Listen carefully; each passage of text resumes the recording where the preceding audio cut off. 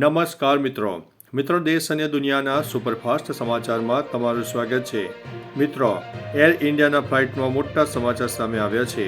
નશામાં ધૂત એર ઇન્ડિયાના પાયલટને ફ્લાઇટમાંથી ઉતારાયો છે। કેનેડાના વાનકુવરની દિલ્હી આવતી એર ઇન્ડિયાની ફ્લાઇટ નંબર EI-186ના પાયલટને ટેક ઓફ પહેલા દારૂ પીધેલી હાલતમાં પકડી પાડવામાં આવ્યો છે। બ્રેથ એનાલાઇઝર ટેસ્ટમાં નિષ્ફળ રહેતા પાયલટને ફરજ પરથી હટાવીને તપાસ શરૂ કરવામાં આવી છે। આ ઘટનાને કારણે ફ્લાઇટ 2 કલાક મોડી પડી હતી।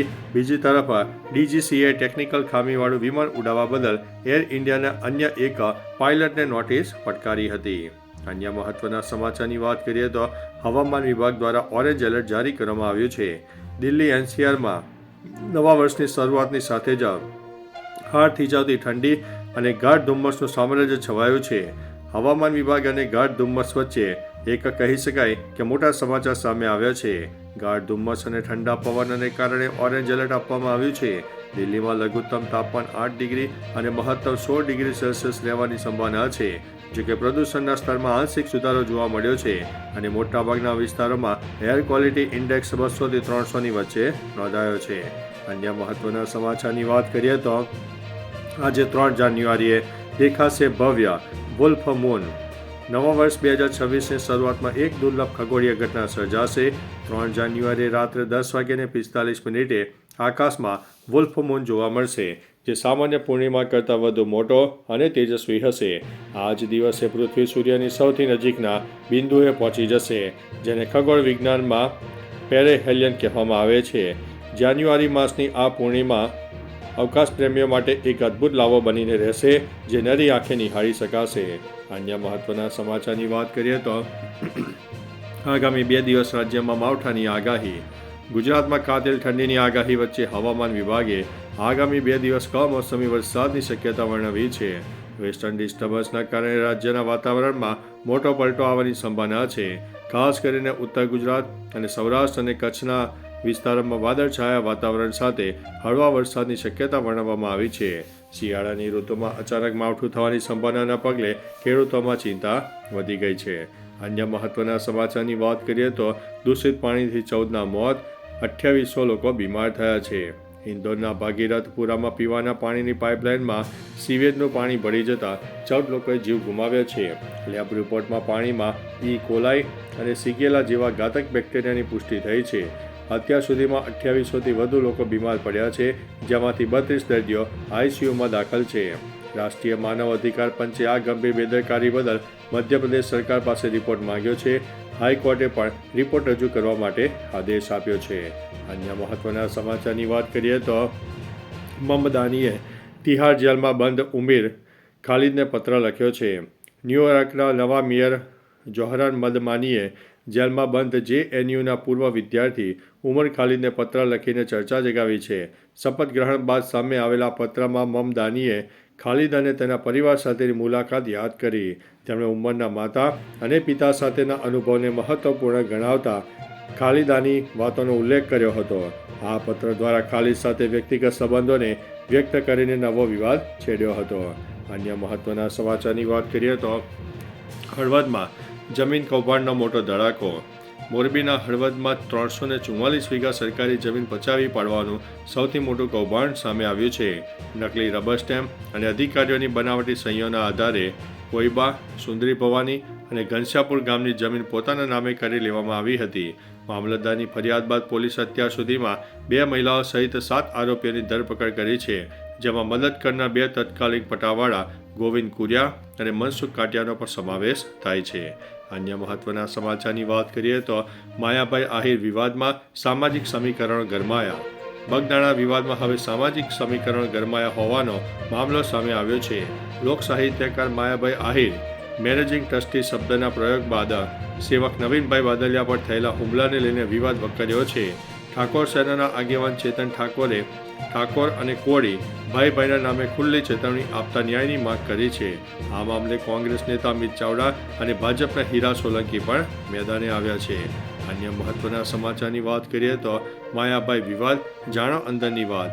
મુંબઈમાં એક કાર્યક્રમમાં માયાભાઈ આહિરે MLA યોગેશ સાગરને મેનેજિંગ ટ્રસ્ટી તરીકે સંબોધતા બગદાણા પૂર્વ સરપંચ નવનીત બાલગીએ વાંધો ઉઠાવતા કહ્યું કે આશ્રમમાં હાલ કોઈ મેનેજિંગ ટ્રસ્ટી નથી, જે બાદ માયાભાઈએ તુરંત જ માફી માંગી લીધી હતી. જો કે આ ઘટનાના થોડા દિવસો બાદ નવનીત બાલગીયા પર જીવલેણ હુમલો થયો, જેમાં માયાભાઈના પુત્ર જયરાજ આહિરના સાગરીતોની સંડોવણીનો આક્ષેપ થતાં મામલો વધુ બીચક્યો છે. અન્ય મહત્વના સમાચારની વાત કરીએ તો ફ્લાવર શો 2026ની કેટલા રૂપિયા ટિકિટ છે? સીએમ ભૂપેન્દ્રભાઈ પટેલે અમદાવાદ ઇન્ટરનેશનલ ફ્લાવર શો 2026નું ઉદ્ઘાટન કર્યું. ભારત એક ગાથા થીમ પર આધારિત આ પ્રદર્શન 22 જાન્યુઆરી સુધી ચાલશે. આ શોમાં સરદાર પટેલનું વિશ્વનું સૌથી મોટું ફૂલ ચિત્ર ગિનીસ બુક ઓફ વર્લ્ડ રેકોર્ડમાં તૈયાર કરાયું છે. મુલાકાતીઓ માટે પ્રવેશ ફી 80 થી લઈને 100 રૂપિયા રાખવામાં આવી છે, જ્યારે બાળકો અને દિવ્યાંગો માટે નિઃશુલ્ક રહેશે. અન્ય મહત્વના સમાચારની વાત કરીએ તો ગુજરાત ભાજપનું નવું સંગઠન માળખું જાહેર. ગુજરાત બીજેપી પ્રદેશ પ્રમુખ જગદીશ વિશ્વકર્મા દ્વારા સંગઠનના નવા હોદ્દેદારોની સત્તાવાર જાહેરાત કરાઈ હતી, જેમાં 10 પ્રદેશ ઉપપ્રમુખ, 4 મહામંત્રી, 10 પ્રદેશ મંત્રીઓની નિમણૂક કરવામાં આવી છે. આ ટીમમાં અનુભવી અને યુવા ચહેરાઓનું સંતુલન જાળવવામાં આવ્યું છે. ઉપરાંત વિવિધ મોરચાના પ્રમુખોની નિમણૂક કરીને, જેમાં ડોક્ટર હેમાંગ જોશીને યુવા મોરચા અને અંજુબેન વેકરિયાને મહિલા મોરચાની જવાબદારી સોંપાઈ છે. અન્ય મહત્વના સમાચારની વાત કરીએ તો ધર્માંતરણ મામલે વધુ એક શિક્ષકની ધરપકડ. સુરતના માંડવીમાં ચાલી રહેલા ગેરકાયદેસર ધર્માંતરણ કૌભાંડમાં પોલીસે એક વધુ શિક્ષકની ધરપકડ કરી છે, જેનાથી કુલ ધરપકડ કરાયેલા આરોપીની સંખ્યા 4 ઉપર પહોંચી ગઈ છે. આ અગાઉ મુખ્ય આરોપી અને સરકારી શાળાના આચાર્ય રામજી ચૌધરી તેમજ તેમના પુત્ર ડોક્ટર અંકિત ચૌધરીની ધરપકડ કરવામાં આવી હતી. આ ટોળકી આદિવાસીઓની બીમારી મટાડવાના નામે કે લગ્નની લાલચ આપીને ખ્રિસ્તી ધર્મ અંગીકાર કરતી હતી. અન્ય મહત્વના સમાચારની વાત કરીએ તો કોબીજ ખાતા 18 વર્ષની યુવતીનું મોત.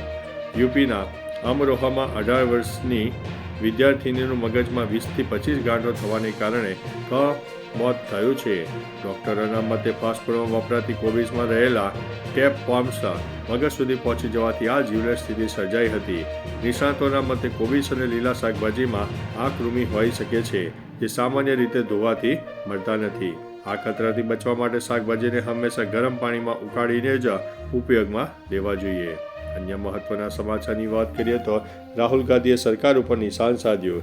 દેશના સૌથી સ્વચ્છ શહેર ઇન્દોરમાં દૂષિત પાણી પીવાના કારણે 15 લોકોના મૃત્યુ થયા છે અને 1400થી વધુ લોકો બીમાર પડ્યા છે. કોંગ્રેસ નેતા રાહુલ ગાંધીએ આ મુદ્દા પર કડક વલણ અપનાવ્યું છે. રાજ્યની ભાજપ સરકાર ઉપર નિશાન સાધ્યું છે. તેમણે તેને બેદરકારી ગણાવી છે અને જવાબદાર અધિકારીઓ અને નેતાઓ સામે કાર્યવાહી કરવાની માંગ કરી છે. અન્ય મહત્વના સમાચારની વાત કરીએ તો જમીન કૌભાંડમાં મોટી માછલીની ધરપકડ. સુરેન્દ્રનગર જિલ્લામાં ખેતીની જમીન અને એને કરવાના મસમોટા કૌભાંડમાં ઈડીએ મોટી કાર્યવાહી કરતા પૂર્વ જિલ્લા કલેક્ટર રાજેન્દ્ર પટેલની ધરપકડ કરવામાં આવી છે. આ અગાઉ ધરપકડ કરાયેલા નાયબ મામલતદાર ચંદ્રસિંહ મોરીની પૂછપરછમાં થયેલા ચોંકાવનારા ખુલાસા બાદ ઈડીએ આ પગલું ભર્યું છે. કલેક્ટર કચેરીમાં વ્યાપક ભ્રષ્ટાચાર અને આર્થિક ગેરરીતિઓની તપાસ હવે તેજ બની છે. અન્ય મહત્વના સમાચારની વાત કરીએ તો વડોદરા વકીલ મંડળ આંદોલનના માર્ગે જોવા મળ્યું છે. ગુજરાત હાઈકોર્ટના રજિસ્ટ્રાર જનરલ દ્વારા જારી પરિપત્રમાં વકીલનામાનું નવું ફોન્ટ, સાઇઝ અને માર્જિન સાથે A4 પેપર તૈયાર કરવાનો નિર્ણય 1 જાન્યુઆરીથી લાગુ કરાયો છે. આ નિયમથી વકીલોમાં મૂંઝવણ ફેલાતા વડોદરા વકીલ મંડળે તીવ્ર વિરોધ નોંધાવ્યો છે. વકીલોની મુખ્ય માંગ છે કે નવા નિયમ અમલ પહેલાં તાલીમ આપવામાં આવે અને 3 મહિનાની મુદત આપવામાં આવે. માંગ ન સ્વીકારાય તો આંદોલન તીવ્ર કરવાની ચીમકી આપી છે. તો ચાલો મિત્રો, ફરીથી દેશ અને દુનિયાના સુપરફાસ્ટ સમાચાર લઈને મળતા રહીશું. ત્યાં સુધી અમને રજા આપશો. નમસ્તે.